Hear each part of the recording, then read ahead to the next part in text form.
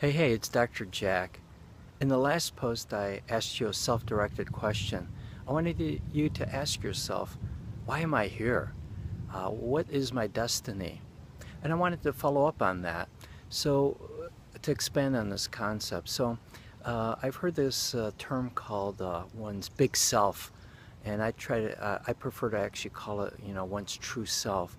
So, think about it. What do you feel is your true self, your big self?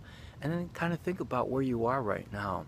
And you might be one of the, rare individuals who is already living a life consistent with your true self, your big self. But maybe you're not. I'm certainly not. I think most of the people I know are not. So if you do quote unquote a gap analysis, what do you think you need to change? And you could do it. Why not?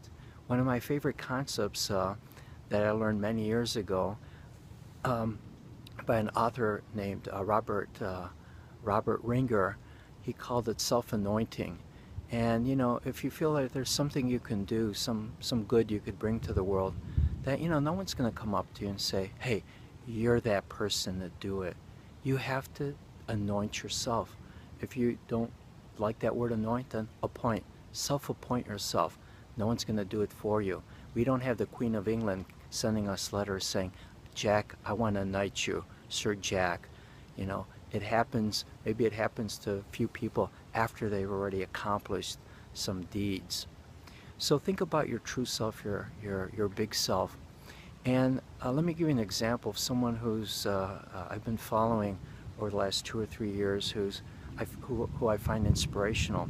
His name is Dan Cohen, Cohen, and he's a social worker. He has worked in nursing homes with demented patients for many years, and he set up an organization called musicandmemory.org. Just look it up, musicandmemory.org. And what he and his organization do is they give residents of nursing homes, sometimes with severe dementia, they give them MP3 players, and they load them with music that is special for that individual. Not just something that was popular at the time they were, let's say, 18 years of age. I mean, that's a starting point. But they find ways of really finding out what was special to that person. Like, the special songs in that person's life. They load it up. And it's inspirational how people respond to that. People who might have been isolated, nearly nonverbal, who become more aware of their surroundings, they're smiling. It just, it's, I think they call it like finding the life within.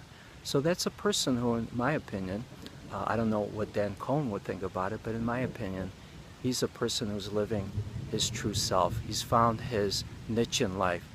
We don't have to do everything, but it's nice if we could do something that feels like we're following a destiny or something we were meant to do. So, explore for yourself as I'll be exploring for myself. I certainly have a long way to go. Signing off, this is Dr. Jack. Thanks so much. Till next time. Bye-bye now.